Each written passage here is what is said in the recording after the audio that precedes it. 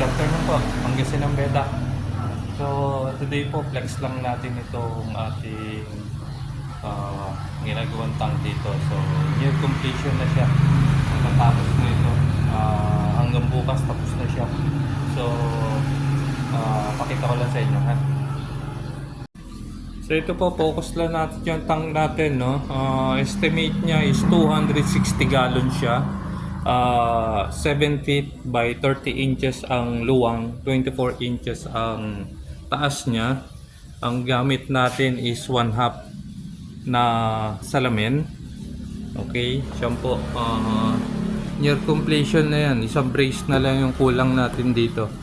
Yan, kinapos lang tayo ng clamp. So, yan po. Yan, preview lang. Nilagyan po ng styrofoam doon pang sapin lang just in case baka mahulog yung ating ginagawa, no? And then yung stand niya, kasama kasi stand niyan. Ang stand niya ginamitan ko ng 2x3 na bakal, and then 1.5 yung kapal ng bakal niya. So talagang matibay po yan, hindi po 1.2, hindi po natin tinipid yung bakal niyan.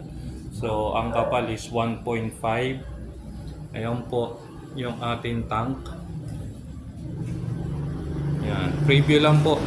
Lagyan ko pa ng ano ito, aluminum sa mga gilid niya. Hindi pa ako nakakalimutan kung bumili ng aluminum niya. So, pero ayun po, preview lang po niyan, tank niya. Pagkatapos niyan, bukas tapos na ito, linisin lang natin ng konti.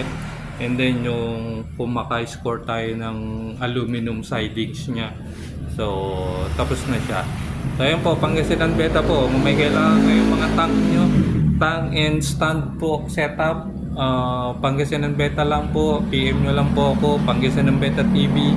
Ferdinand Aguas po sa Facebook po. Salamat.